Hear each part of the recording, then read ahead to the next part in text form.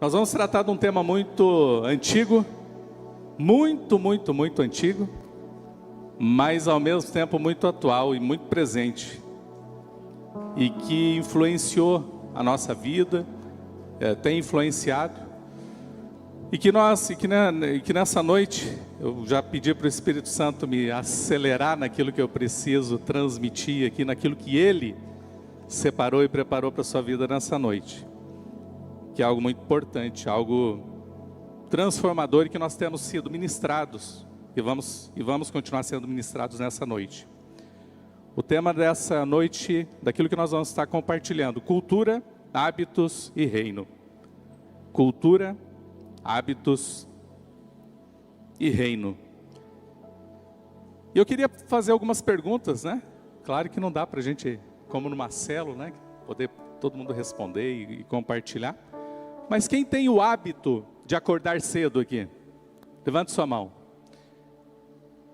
Isso, obrigado. Você gosta de acordar cedo? Sim, não, sim. Você precisa acordar cedo? Precisa. Grande parte precisa, por causa das atividades, por causa dos afazeres, né? Por aquilo que nós precisamos realizar no nosso dia a dia. Mas eu queria começar exemplificando com um pequeno hábito que boa parte de nós temos e que alguns podem realizar isso, alguns não, por conta das suas atividades. Mas existe uma pesquisa, e aqui eu vou passar algumas pesquisas, né? Uma revista chamada Harvard Business, ela menciona que hábitos saudáveis, como acordar cedo, geram pessoas mais aptas ao êxito profissional e demais áreas da nossa vida. Também, a New York Times diz que 90% das pessoas mais proativas e com melhor produtividade têm o hábito de acordar cedo. Não sou eu que estou falando, são estatísticas. Eu também não quero te influenciar para que você acorde cedo. Se você não pode, se você tem outras atividades, tem pessoas que têm outros turnos de trabalho também, mas eu só quero que você entenda aquilo que são alguns hábitos importantes, se você puder entrar e estar conectado com aquilo que Deus tem preparado para essa noite. Também as pessoas que acordam cedo têm, para você que respondeu que não gosta de acordar, mas precisa, então vem aí mais alguns benefícios. Tem maior probabilidade de melhor organização e planejamento do seu dia, tem menor ansiedade, menor depressão, maior satisfação. Aqueles que se exercitam pela manhã, quem faz exercício de manhã? Diminuiu as mãos aí, né? Mas glória a Deus, parabéns. Vocês nos inspiram, tá? Parabéns, muito obrigado. Exercício pela manhã nos traz uma melhor disposição e um sono também de melhor qualidade. Os atletas e os professores aí agora vão agradecer, né? Por aquilo que nós estamos aprendendo aqui. São algumas pesquisas, são alguns dados. Hal Elrod, no seu livro Milagre da Manhã, diz que para a mudança de hábito, são divididas em 3 fases. Agora presta atenção, se você não estou dizendo o acordar, mas qualquer outro hábito. Fazer uma dieta, quem já entrou numa fase de regime, aí, num período de regime, de dieta? É fácil? Não? Então vamos entender o que esse escritor diz sobre isso. Sobre qualquer mudança de hábito. Nós somos muito resistentes a mudanças. Fora aqueles que fazem parte dessa casa há quase 30 anos. Que já foram mais que ensinados que a única coisa aqui, como é que é, pastor? Que é permanente, é a mudança. Então olha só como é importante a mudança de hábito na nossa vida. A primeira fase, quando você vai implementar, vai inserir uma mudança na sua vida, ele chama da primeira fase de insuportável. Insuportável. Porque você precisa vencer os seus desejos, as suas vontades, aquilo que já está inserido no teu cotidiano, no teu dia a dia. Então, em uma dessas pesquisas, ele diz que do 1º ao 10º dia é a fase 1, a fase insuportável. Mas tem a fase 2, que é do 11º ao 20º dia, que é a fase desconfortável. Isso fala também sobre, não só sobre os hábitos, mas, por exemplo, períodos de jejum. Quando nós entramos numa campanha, em semanas de jejum e de oração, os primeiros dias são os mais difíceis, né? Os primeiros dias são os quase insuportáveis. Mas a segunda fase é a desconfortável e a terceira fase é o imbatível, onde o nosso organismo, as nossas vontades já estão sendo submetidas àquilo que nós estabelecemos para os nossos desejos, para a nossa alma, para aquilo que muitas vezes quer tomar conta da nossa vida. Não é assim mesmo? Disciplina, essa é a palavra. Disciplina. Disciplina e perseverança com propósito. Não há outra forma de nós inserirmos, estabelecermos mudança na nossa vida, se não houver disciplina. E aí eu vou colocar uma outra virtude aqui, que é a perseverança. Podemos ser muito disciplinados, mas aquela dificuldade de mudança, muitas vezes só é vencida pela perseverança. Então eu queria deixar uma frase aqui: lembre-se de fazer aquilo que precisa ser feito, não aquilo que a nossa alma deseja fazer. Nós precisamos lembrar e priorizar aquilo que realmente precisa ser feito, e não aquilo que a nossa alma deseja fazer. Então o primeiro desafio nosso aqui é autodisciplina e persistência. Autodisciplina e persistência. E talvez, falando hoje sobre mudança de hábitos, qual a área da sua vida ainda você precisa que haja uma mudança? E eu estou falando de forma pessoal. Pessoal. Tempo com Deus, jejum, tempo de oração, atividade física, a área das finanças, ainda precisa serem gerados novos hábitos nessa área. Tempo com os seus filhos, tempo com a família, tempo com o seu cônjuge, planejamento para o seu trabalho. Como é que está o planejamento para o final de 2023 e para 2024? Planejamento ministerial. Você já tem a data de multiplicação da sua célula em nome de Jesus? Em tudo isso é necessário disciplina e perseverança. Nós perdemos muito facilmente o foco. Nós planejamos, acho que a semana passada, alguns dias atrás nós falamos sobre isso. Nós estabelecemos metas, objetivos, mas nós esquecemos. Deixamos engavetado. E aquilo que não é lembrado, nós não prosseguimos em busca. E isso fala de hábito. Disciplina e perseverança está ligada à constância. É muito uma vida mais suave, é uma vida com constância. Quando nós vamos sair para uma viagem, aqueles que são motoristas aí podem me confirmar. Aliás, eu vou falar para os passageiros, né? É melhor uma viagem onde o motorista toda hora acelera demais, freia demais e para e faz uma curva muito brusca e vai... Ou é uma viagem com constância? Se está a 100 por hora, vai a 100. Se está a 110, vai a 110. E não passa daí porque já é multado, né? Mas é a constância. É a constância. Nós temos ainda dificuldades de agir em várias áreas da nossa vida com constância.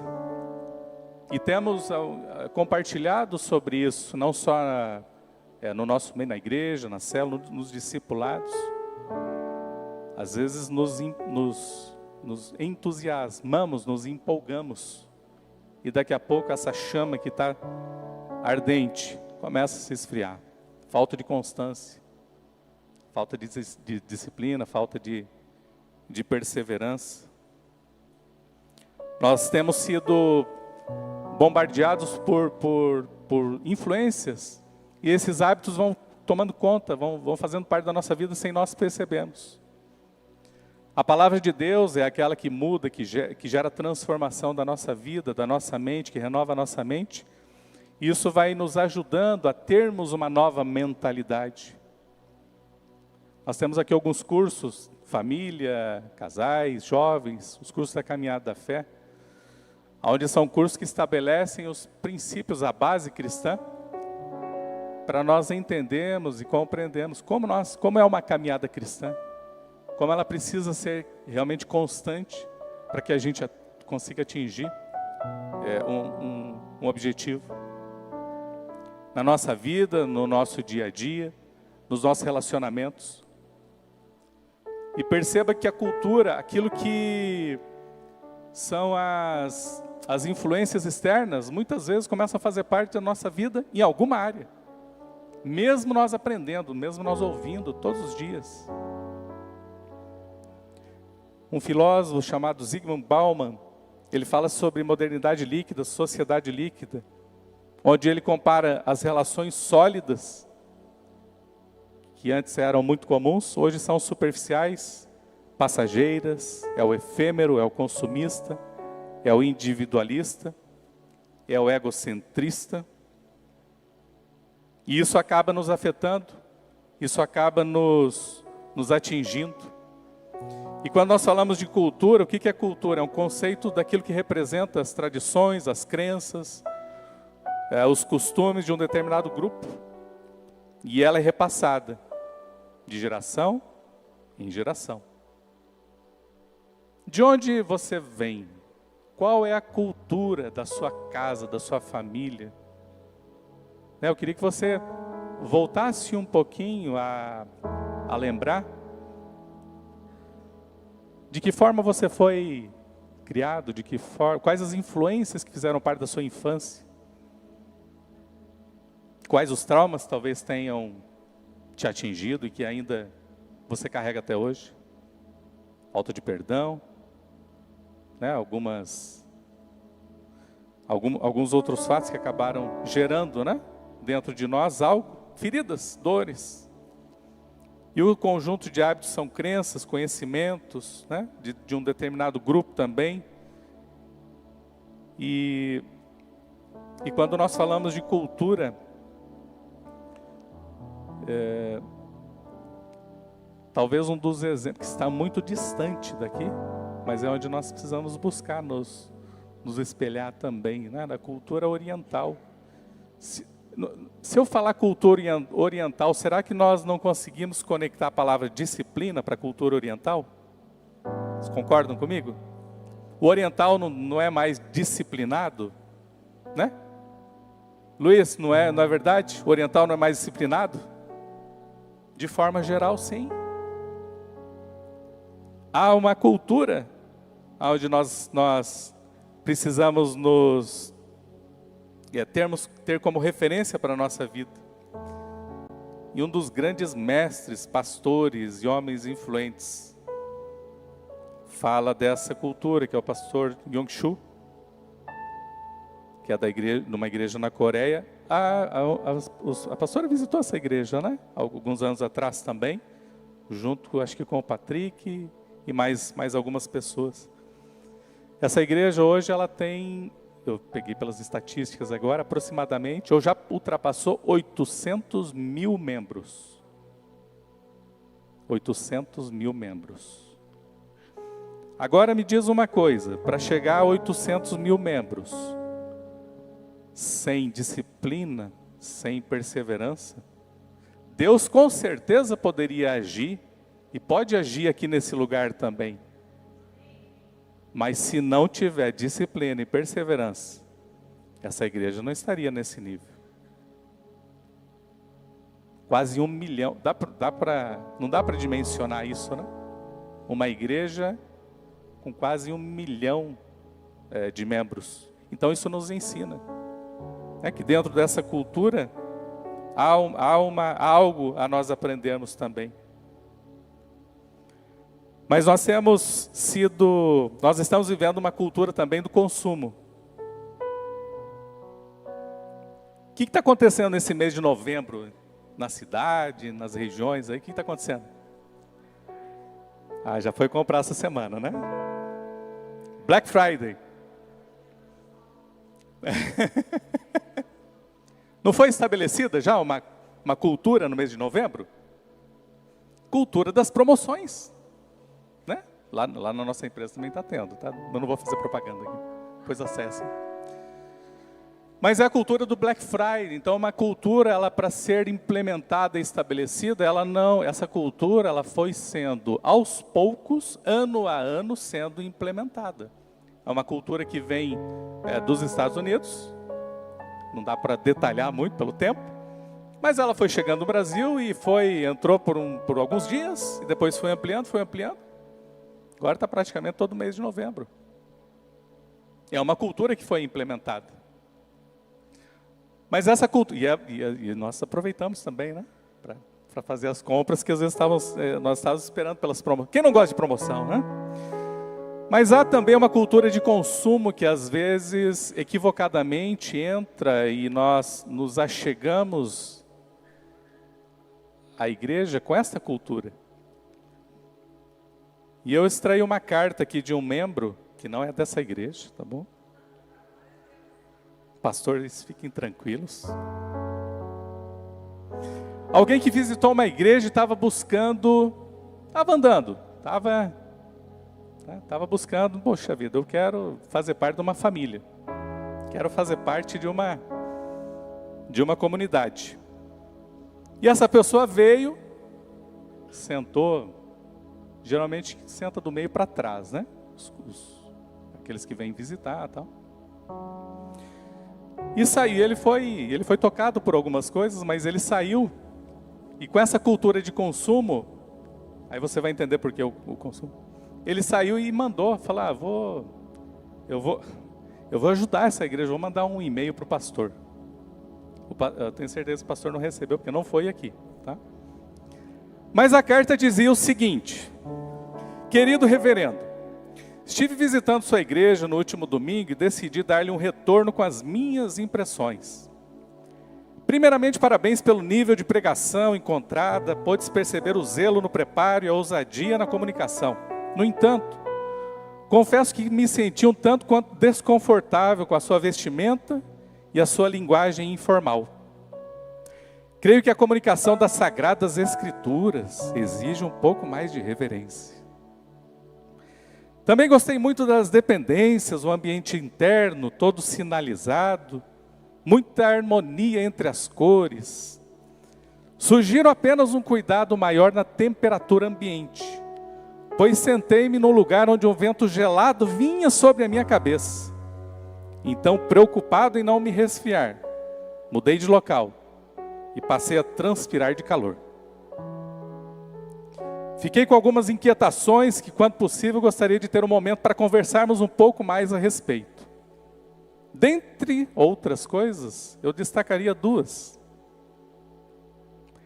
Primeiramente, eu teria sérias dificuldades em contribuir financeiramente com uma igreja que investe parte de seus recursos para um culto pela internet.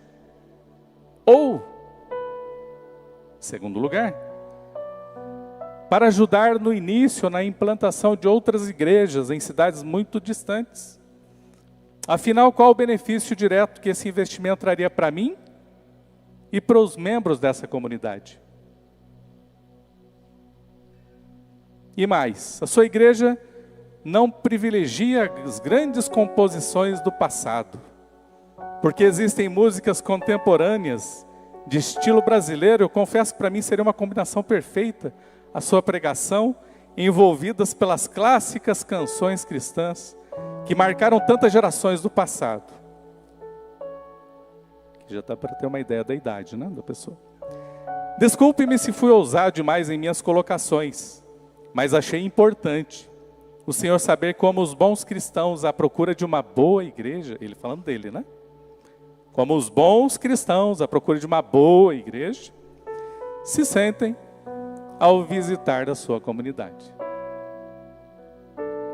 Cordialmente, Zé do Consumo Cristão. Deixa o meu e-mail para futuro contato. joaocrentão@matapastor.com.tradição. Essa carta ela foi extraída de um livro do Ricardo Agreste. Ricardo Agreste foi nosso professor de teologia. E ele é um dos precursores e ensinadores de implantação, de plantação de igrejas por todo o Brasil e é um dos grandes influenciadores sobre isso. Mas é uma carta verídica. É uma carta que ele só não nominou, né? Mas ele deixou aqui exposto isso. E essa carta, ela reflete exatamente aquilo que talvez no início, nos primeiros passos da caminhada cristã, estivesse dentro do nosso desejo, né? Dentro daquilo que nós buscávamos, dentro da expectativa que era gerada dentro de nós. Uma expectativa de preencher algo que só Jesus preenche. Eu não vou dizer nem que justificasse, porque tem algumas afirmativas aqui que a gente não vai nem comentar. Porém, será que ainda nós passamos perto de alguma dessas afirmativas aqui? Será que ainda depois de uma caminhada de 5, 10, 15, 20 anos, nós ainda viemos para a igreja, para a casa do Senhor, buscando esse consumo? Buscando aquilo que é para o meu bem-estar? Somente? E essa é uma cultura que, sem perceber, ela vai sendo impregnada e vai fazendo parte da nossa vida. E quando nós somos desafiados a ir, receber é muito bom, não é? Aqui, foi preparado nessa noite um banquete. O Senhor preparou um banquete para cada um de nós. Mas nós nos alimentamos para que o nosso corpo físico alimentamos fisicamente, para que o nosso corpo físico se mantenha em pé, seja fortalecido, saudável, para exercer algumas atividades. E no reino de Deus não é diferente. Essa cultura precisa ser mudada e transformada na nossa mente ou no nosso coração. A palavra que nós recebemos, os ensinamentos que Deus derrama e transborda sobre a nossa vida, ela é para que a nossa vida seja fortalecida, para que nós vençamos, mas que nós ajudemos outros a vencerem também. Nós temos grandes desafios nesses próximos anos. Eu nem sei quais são, mas eu sei que serão grandes. Porque nós celebramos 30 anos. E não é qualquer casa e qualquer igreja que celebra 30 anos com tanta ênfase, glorificando tanto a Deus por aquilo que Ele já fez, por aquilo que Ele faz. E certamente eu tenho a convicção que Ele vai continuar fazendo através desta igreja, através da sua vida, na sua vida e através de você. Mas há uma necessidade de nós buscarmos daquilo que nós estamos compartilhando hoje, algumas dessas virtudes.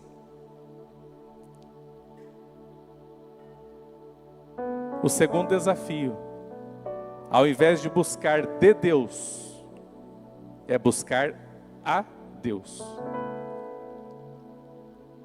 Nós estamos bastante acostumados a buscar de Deus. O que Deus tem para mim? Mas nós, às vezes, esquecemos de buscar a Deus, de nos relacionarmos com Deus, de buscar intimidade com Deus. É a intimidade com Deus, é estar junto, é estar falando, é estar ouvindo, é estar se prostrando. Que a transformação vem primeiro em você, para que depois seja compartilhado com os outros. Jesus nos ensinou muito a compreendermos que cristãos são como pequenos cristos. E a prioridade, qual era a prioridade de Jesus? Relacionamento com o Pai. Tudo o que Ele fazia, Ele apontava para o Pai. Toda a glória que talvez Ele pudesse receber pelo milagre que acontecia, Ele apontava para o Pai, porque é Ele que faz. Dentro de tudo isso, nós trouxemos aqui algumas... Vou passar aqui que não vai dar tempo. O Léo me falou, não vai dar tempo de tudo, né, Léo? Vamos lá. Dentro de tudo isso, quais são as duas principais influências que nós recebemos culturalmente E aqui vamos ver se nós vamos nos identificar. Por que nós agimos de determinada forma, com determinadas atitudes, com um olhar e um ponto de vista que às vezes acaba sendo deturpado diante de nós. Então, o Antigo Testamento ele foi escrito originalmente na língua hebraica e só pode ser compreendido na sua plenitude com a mentalidade hebraica. Isso é difícil de explicar, mas é possível compreender.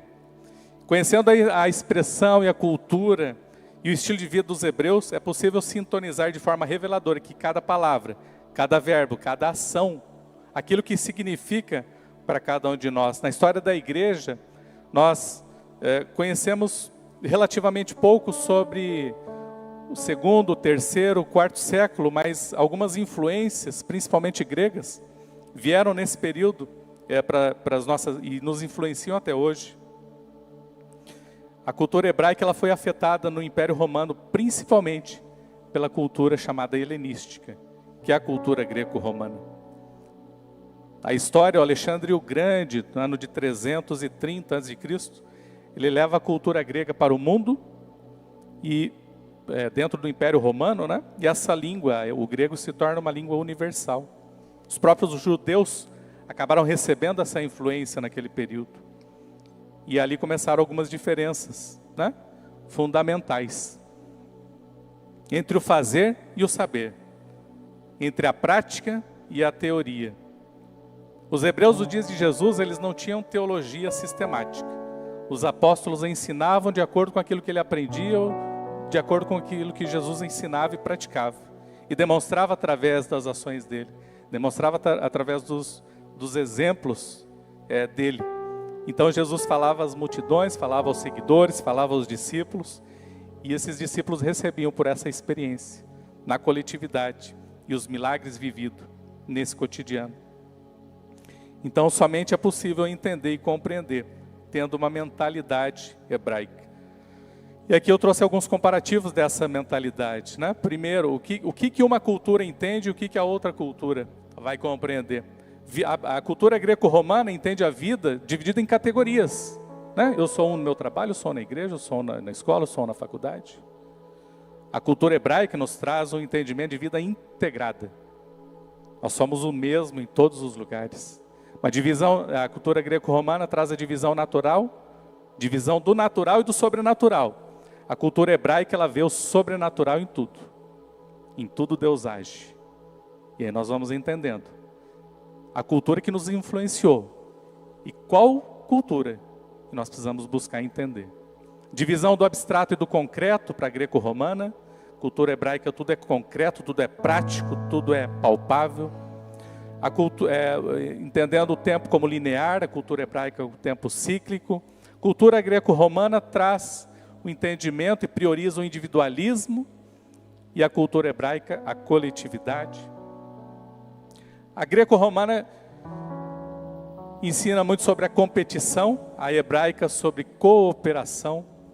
A cultura greco-romana fala sobre egocentrismo e prioriza o antropocentrismo, e a hebraica o teocentrismo. A romana valoriza o indivíduo no ter, e a cultura hebraica é o ser.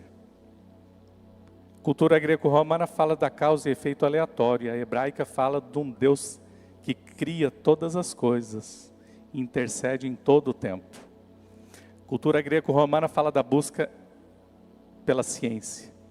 A hebraica fala da prioridade do relacionamento. A greco-romana fala da busca pelo poder, e a hebraica fala da busca ao Deus do poder. A cultura greco-romana fala da materialidade que prova, somente a materialidade prova a existência, então tudo precisa ser comprovado cientificamente. A cultura hebraica fala que a espiritualidade é aquilo que nos conecta ao Criador. A cultura greco-romana, ela fala que o universo evolui pela ciência. E a hebraica diz que a evolução é somente no relacionamento com Deus. Eu vou repetir, a evolução é somente no relacionamento com Deus. A cultura greco-romana fala na linguagem bíblica, e aí trazendo já para o tempo, né, do Novo Testamento, ela utiliza muito a linguagem abstrata para explicar os atributos de Deus. Onisciente, onipresente, onipotente. E a cultura hebraica, já pelo estilo de vida prático, sempre vai utilizar elementos mais concretos. A rocha, o escudo, o refúgio, a fortaleza. A cultura hebraica, ela olha a Bíblia no campo temático, conceitual. E a hebraica, ela fala da Bíblia como vida com Deus e exemplos práticos. E aqui eu vou abrir um parênteses. Eu não posso comentar tudo pelo tempo, né? Mas eu vou abrir um parênteses aqui. Muitas vezes nós queremos conhecer muito a Bíblia, né? Ler, fazer as leituras, e é importante isso, né? A leitura por si só, ela já é transformadora sobre cada um de nós. Mas só conhecimento não nos leva a lugar nenhum. Só conhecimento, sem ações, sem realizações, vão nos gerar frustração. E a cultura greco-romana, ela prioriza isso, conhecimento. É importante conhecer, sim, mas para um propósito. Fala comigo, em tudo há um propósito. Bíblia como vida com Deus e exemplos práticos. A cultura greco-romana, ela fala que primeiro aprende e depois ensina. E a cultura hebraica fala o aprender e ensinar na mesma raiz, da palavra, do termo, discipulado. Enquanto se ensina, vai aprendendo. Enquanto aprende, vai ensinando. E aqui eu vou abrir um outro parênteses. Muitas vezes nós esperamos estar prontos, conhecer a Bíblia de Gênesis a Apocalipse, para começar a servir. De onde vem isso? Qual cultura que está te influenciando? A cultura greco-romana, ela prioriza os conceitos e a cultura hebraica as ações. A cultura greco-romana, na composição das escritas do Novo Testamento, ela sempre coloca o sujeito em primeiro lugar. Simão Pedro respondeu, Jesus orou e assim por diante. Então, para a greco-romana, sempre o sujeito, a pessoa está em primeiro lugar. Na cultura hebraica, o verbo está à frente. Haja luz, criou Deus céus e terra. Porque entendendo essa mentalidade hebraica, sempre vai ser mais importante a ação do que o sujeito. Diante de Deus sempre vai ser mais importante aquilo que nós estamos agindo de acordo, em conexão, conectado com aquilo que Ele direcionou para as nossas vidas. Nós não vamos deixar de ser importantes para Ele, mas o agir, o fazer, o andar alinhado, o andar em obediência. É isso que precisa ser priorizado. Na cultura greco-romana, as atitudes podem ser diferentes da intenção. E aqui é uma distorção. Na hebraica, atitudes e intenções são as mesmas. Integridade. Na cultura greco-romana, a valorização do autoconhecimento. E a cultura hebraica, primeiro conhecer a Deus, para depois passar a ser conhecido. Primeiro conhecer a Deus, para depois passar a ser conhecido. Você se encontrou em alguma dessas atitudes? Talvez nós não percebamos, né, de onde que vem essa influência. Como que nós estamos agindo hoje? Né? Hoje nós estamos inseridos e precisamos ter uma mentalidade de cultura do reino. Mas para isso é necessário gerar novos hábitos, novas atitudes. Para gerar novos hábitos e novas atitudes, precisa disciplina, precisa perseverança. Para que isso seja gerado e transformado na nossa vida, não é fácil. Lembra ali as fases? A insuportável, né? E depois as outras fases. Há uma necessidade de implantação. Para qualquer mudança, nós precisamos falar, precisamos insistir. Precisamos renovar para que isso seja estabelecido. Isso não é só para a igreja, numa empresa, no negócio.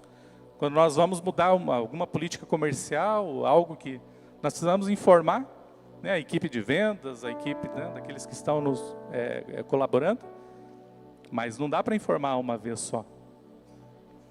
Essa igreja ela tem uma visão, uma missão, um propósito. Quem será que já, não precisa responder, quem será que já conseguiu decorar essa visão, missão e propósito? Mas quem já conseguiu entender, quem já está inserido nisso? Não foi por acaso que isso está lá na nossa parede, porque aquilo que não é visto não é lembrado, e aquilo que não é lembrado nós não conseguimos estabelecer como cultura. O nosso dia a dia precisa ser alimentado e retroalimentado, para que isso possa gerar mudança na nossa vida. O terceiro desafio para nós é renovar a nossa mente para implantar a cultura do reino, primeiro em nós mesmos, depois ao nosso redor. O terceiro desafio é renovar a nossa mente para implantar a cultura do reino, primeiro em nós mesmos e depois ao nosso redor. O Romanos capítulo 12, versículo 1 e 2, diz assim: portanto, irmãos, rogo-lhes pelas misericórdias de Deus, que se ofereçam em sacrifício vivo, santo e agradável a Deus. Esse é o culto racional de vocês. Não se amoldem ao padrão deste mundo, mas transformem-se pela renovação da sua mente, para que sejam capazes de experimentar e comprovar a boa, agradável e perfeita vontade de Deus. A nossa mente precisa ser transformada. E é dia após dia.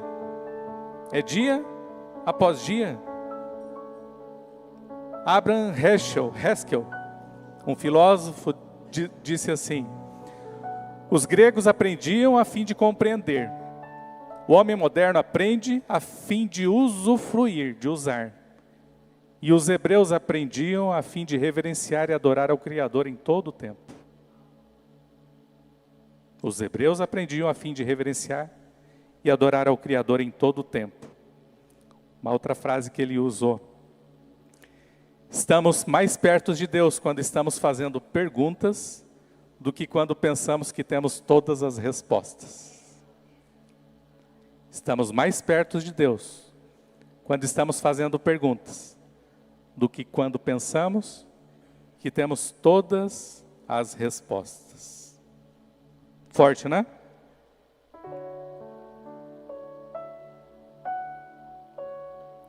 Existe um personagem na Bíblia que ele conseguiu se inserir em 3 culturas diferentes, distintas. Paulo. Quem conhece Paulo, hein? Conhece Paulinho? É, escritor, escreveu bastante carta aí do Novo Testamento.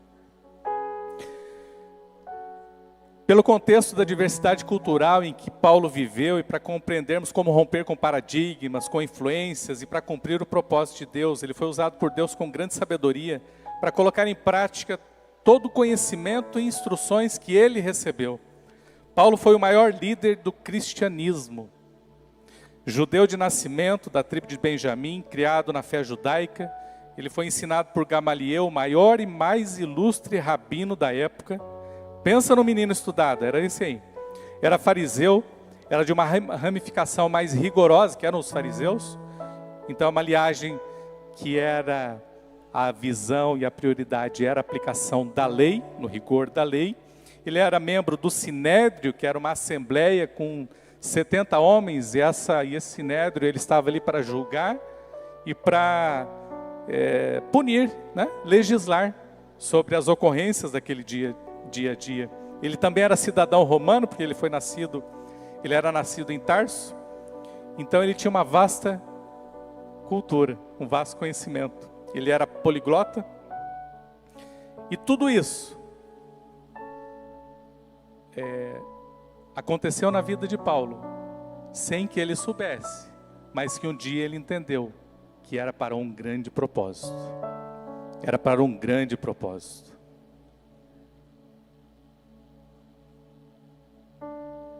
Ele pregou em Atenas. Quando ele pregou em Atenas, ele citava os filósofos gregos. E isso atraía a atenção daqueles que estavam ali. ao redor. Quando ele ia em uma determinada região, ele utilizava os elementos daquela cultura, daquela região, para ser inserido aonde ele precisava ser inserido. Então ele foi usado por Deus de forma estratégica, com aquilo que Deus já tinha depositado na vida dele. O que Deus já depositou na sua vida, você já está usando para o servir ao Senhor e servir o reino? Talvez você seja um estudante universitário que acabou de ouvir sobre a cultura greco-romana que está inserida de forma total nas universidades e nas escolas. Mas hoje você tem a oportunidade de saber que existe uma cultura onde nós precisamos ter como referência para as nossas vidas. E não somente saber, porque saber e aprender é fácil, em casa, né? No seu quarto você aprende. Mas essa cultura precisa ser implantada. Aonde você está, você é um agente transformador de Deus. Aonde você é lançado, você é um agente para transformar a cultura daquele lugar. Nós temos sido desafiados para o ir, e não é de hoje, desde Jesus. Queria ler um texto com vocês aqui. Atos 22, capítulo 1. Atos 22, versículo 1.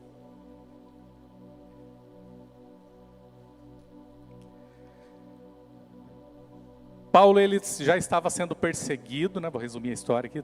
Paulo já estava sendo perseguido, ele estava em Jerusalém. E naquela perseguição, chegaram algumas autoridades e deram a palavra para que ele pudesse falar. Reconheceram ele pela cidadania, né? Por tudo aquilo que ele teria direitos, né? Como cidadão romano também. E ali diz assim: irmãos, pais, ouçam agora a minha defesa. E o versículo 2 diz assim: quando ouviram que lhes falava em aramaico, ficaram em absoluto silêncio. Então Paulo também usava de forma estratégica a linguagem, aquilo que ele tinha ali como elemento nas mãos dele, para que alcançasse o coração daquelas pessoas. Eu queria falar para você aqui que Deus já depositou na sua vida, está depositando toda a palavra de Deus, que ela gera transformação e te alcançou e alcançará as vidas que passarem por você. Não perca a oportunidade. Eu não tenho dúvida que tem um testemunho, pelo menos um testemunho na sua vida, para que você possa compartilhar com alguém. Quando ouviram que eles falavam em aramaico, ficaram em absoluto silêncio. Então Paulo disse, e aí ele conta a história dele, né? Sou judeu, nascido em Tarso, já falei sobre isso. Persegui os seguidores deste caminho até a morte, prendendo tanto homens como mulheres e lançando-os na prisão. Como podem testemunhar o sumo sacerdote e todo o conselho, de quem cheguei a obter cartas para seus irmãos em Damasco, e fui até lá, a fim de trazer essas pessoas como prisioneiras para serem punidas. Por volta de meio-dia eu me aproximava de Damasco, quando de repente uma forte luz vinda do céu brilhou ao meu redor. Caí por terra, ouvi uma voz que me dizia: Saulo, Saulo, por que você está me perseguindo? E então perguntei: quem és tu, Senhor? E ele respondeu: eu sou Jesus, o Nazareno, a quem você me persegue, a quem você persegue. Os que me acompanhavam viram aquela luz, mas não entenderam a voz daquele que falava comigo. E assim perguntei: o que devo fazer, Senhor? E disse o Senhor: levante-se, entre em Damasco, e lhe será dito o que você deve fazer. Os que estavam comigo me levaram pela mão até Damasco, porque o resplendor da luz me deixara cego. Homem chamado Ananias, piedoso, segundo a lei, muito respeitado por todos os judeus que ali viviam, veio ver-me e, pondo-se junto a mim, disse: irmão Saulo, recupere a visão. Naquele mesmo instante pude vê-lo. Então ele disse: o Deus dos nossos antepassados o escolheu para conhecer a sua vontade, ver o justo e ouvir as palavras da sua boca. Você será testemunha dele a todos os homens daquilo que viu e ouviu. E agora, o que está esperando? Levante-se, seja batizado, lave os seus pecados, invocando o nome dele. Quando voltei a Jerusalém, estando eu a orar no templo, caí em êxtase e vi o Senhor que me dizia: depressa, saia de Jerusalém imediatamente, pois não aceitarão o seu testemunho a meu respeito. E eu respondi: Senhor, esses homens sabem que eu ia de uma sinagoga a outra, a fim de prender e açoitar os que creem em ti. E quando foi derramado o sangue de tua testemunha, Estevão, eu estava lá, dando minha aprovação e cuidando das roupas dos que o matavam. Então o Senhor me disse: vá, e eu o enviarei para longe aos gentios. Amém?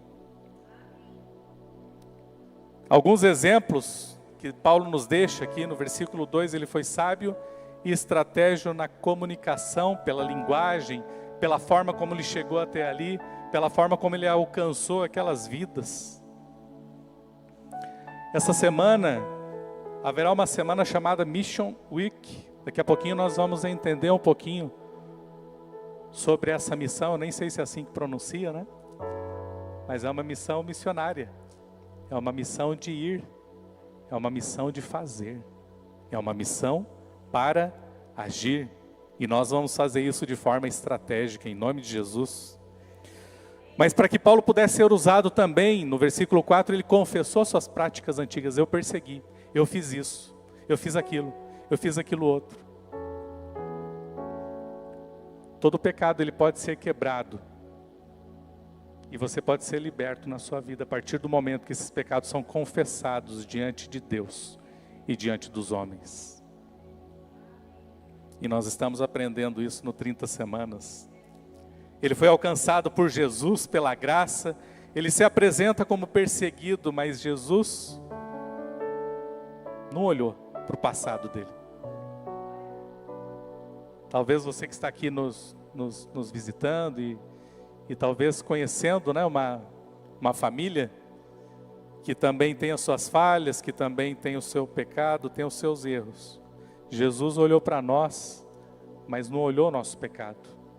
Mas Ele nos ama, e Ele nos amou, e Ele continua nos amando. E Ele está de braços abertos para receber aqueles que entregam, que confessam diante dele e se entregam com o coração arrependido, com o coração que precisa ser restaurado, com uma vida que precisa ser transformada. E no versículo 10 eu vou ler o 10 de novo.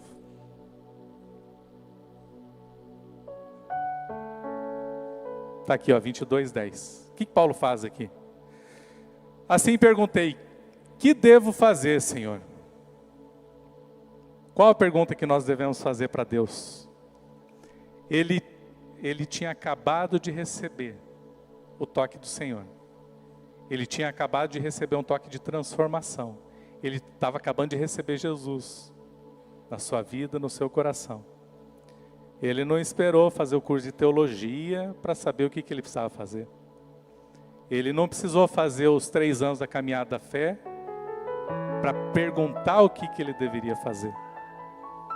Ele não esperou que o seu discipulador fizesse o 15º discipulado para te falar exatamente o que precisa fazer e você ainda não ouviu o que precisa fazer. Ele simplesmente, ele entendeu o amor de Deus. De perseguido, de destruidor, de assassino. Como que alguém, sendo perseguido, podia amar tanto? Esse é o amor de Deus, esse é o amor de Jesus. É um amor incondicional, independente daquilo que ele tinha feito. Jesus fala para ele: levante-se, entre em Damasco, e ali eu te mostrarei e te explicarei aquilo que precisa ser feito. Então, meu querido, se Jesus está te chamando, está te convocando, só pede para que lado você precisa ir, porque Ele vai te mostrar o que fazer. Só se coloca à disposição, porque Ele já tem feito isso com a minha vida, tem feito isso com a vida de muitos aqui, e vai fazer com a sua vida também. Basta se colocar à disposição para realizar a vontade, o desejo, o propósito dele na sua vida. Paulo foi estratégico, Paulo confessou o que ele fez, ele foi perseguidor. Paulo, ele respondeu, vai pegando aí os princípios para a sua vida. Ele respondeu à direção de Deus. Ele imediatamente se submeteu àquela missão. Submissão fala estar sob uma missão. Deus tem nos dado uma grande missão. A missão é dele. Nós somos os missionários. Você é missionário aí? Você é missionário na sua casa, no seu bairro, na sua cidade, nas nações? Ele não resiste. Ele entende o cuidado e o amor de Deus por sua vida. Filipenses capítulo 3, versículo 3.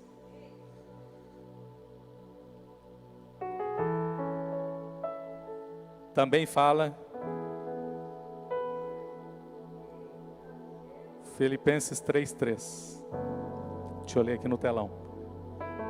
Pois nós é que somos a circuncisão, que adoramos pelo Espírito, nos gloriamos em Cristo, não temos confiança alguma na carne. Embora eu mesmo tivesse razões para ter tal confiança. Se alguém pensa que tem razões para confiar na carne, eu ainda mais. Circuncidado no 8º dia, pertencente à tribo de Benjamim, verdadeiro hebreu, quanto à lei fariseu, quanto ao zelo, perseguidor da igreja, quanto à justiça, que há na lei, irrepreensível. Ele está falando do currículo dele mesmo, né? Do passado. Mas o que para mim era lucro, esse baita currículo que eu tinha, passei a considerar como perda por causa de Cristo. Mais do que isso, considero tudo como perda, comparado com a suprema grandeza do conhecimento de Cristo Jesus, meu Senhor, por quem perdi todas as coisas. Eu as considero como esterco para poder ganhar Cristo e ser encontrado nele, não tendo a minha própria justiça, que procede da lei, não tendo a minha própria justiça. Quantas vezes nos sentimos injustiçados? Por que Deus fez isso? Ele sabe de todas as coisas. Mas aqui vem mediante a fé em Cristo, a justiça que procede de Deus e se baseia na fé.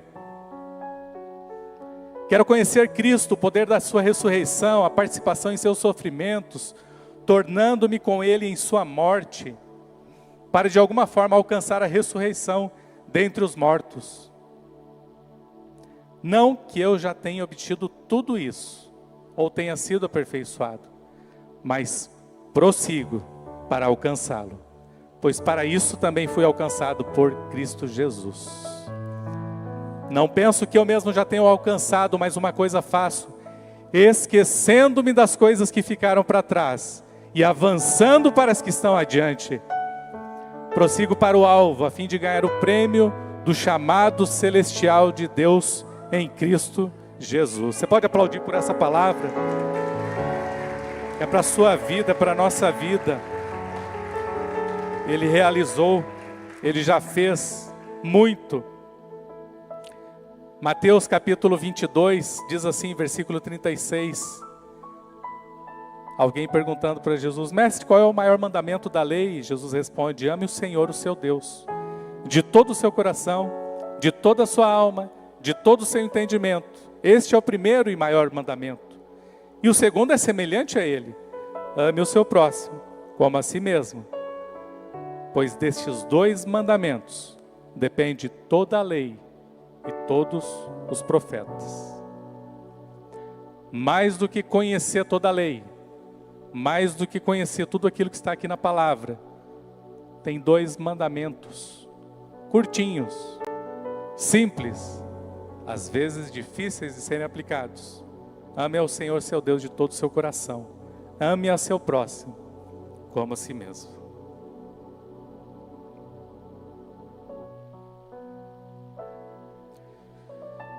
Que nessa noite nós possamos sair de um ambiente culturalmente fraco, culturalmente, e nós vamos considerar isso ultrapassado na nossa mentalidade, porque Cristo já vai gerar e tem gerado em nós uma nova mente, um novo coração.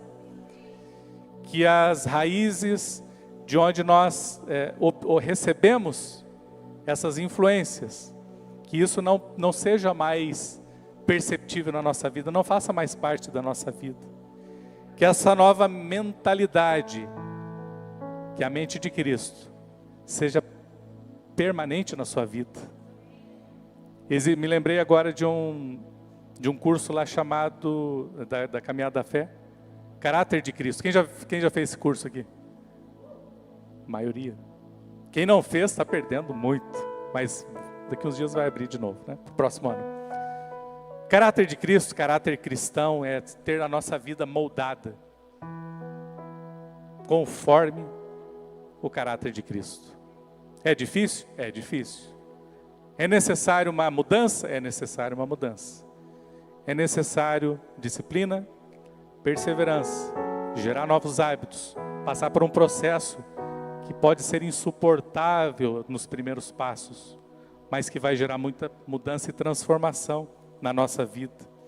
Que nós não nos acheguemos mais aqui com essa cultura do Black Friday.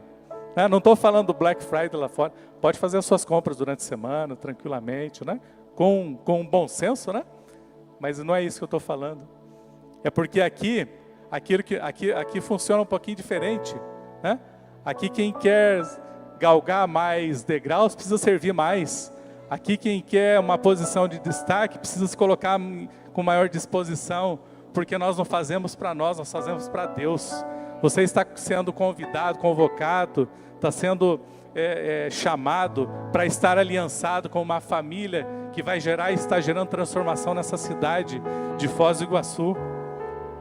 Nós precisamos que você entenda isso, que a sua mente, que os paradigmas da sua mente sejam quebrados hoje em nome de Jesus, que a cultura que talvez tenha sido influenciado pelas culturas que não são culturas do reino, já não façam parte mais da sua vida, que você seja realmente transformado por essa palavra que é poderosa e que transforma. Eu queria te convidar para você se colocar em pé.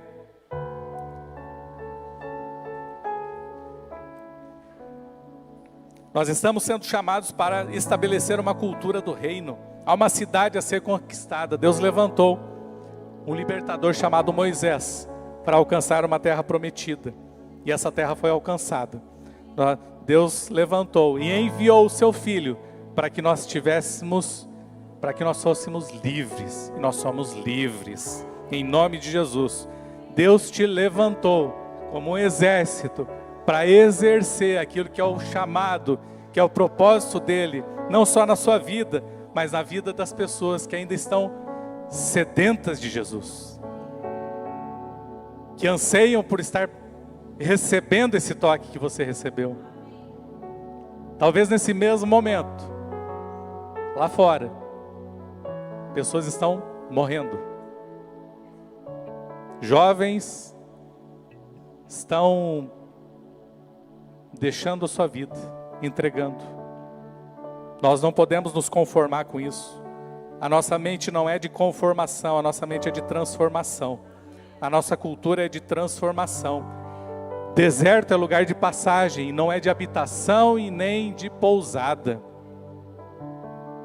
Talvez aquilo que nós ainda estamos reclamando, a cultura da murmuração precisa ser substituída pela cultura da gratidão. Em todos os milagres que aconteceram na época de Jesus, ele primeiro agradecia para que o milagre acontecesse, para que o milagre fosse realizado. É muito fácil nós reclamarmos, é muito fácil nós murmurarmos, muito fácil. Mas você foi chamado, está sendo chamado a sair desse deserto se você ainda continua lá. E vir para a terra prometida. Amém? Nós teremos um desafio nessa próxima semana, como eu falei, talvez não, Lucianinho daqui a pouco vai estar compartilhando sobre essa ação. Quem participou da celebração de 30 anos da Igreja Safe? Maioria, glória a Deus. Foi top aquela festa? Foi muito boa? Foi gratificante? Comeram bastante? Mais ou menos? Estava boa a comida? Maravilha. Mas na semana que vem, no dia 19, coincidentemente é o dia da bandeira, né? Nós vamos estar orando pelas nações. Atos de paz. atos de paz. Você vai não só estar presente, eu tenho certeza. Porque para uma festa de celebração e para receber, é muito bom ser convidado para um almoço, para um jantar ou fazer parte dessa festa. Mas na semana que vem nós estamos sendo convidados a servir a nossa cidade de Foz do Iguaçu. Nós daqui a pouco vamos saber um pouco mais sobre isso. Mas eu queria estar orando já pela sua vida, porque eu tenho certeza que você estará lá próximo domingo a partir das 8 horas da manhã, com toda a energia que o Senhor já te deu, com essa mente e esse coração transformado e renovado no Senhor. Amém? Mas eu queria antes disso dar uma oportunidade. Eu queria que você fechasse seus olhos. Talvez você ouviu essa palavra nessa noite, você foi convidado por alguém para estar aqui. Talvez não tenha entendido, né, em toda a temática, em tudo aquilo que foi ministrado nessa noite. Mas eu queria que você entendesse, com seus olhos fechados ainda, que foi Jesus que te convidou para estar aqui nessa noite.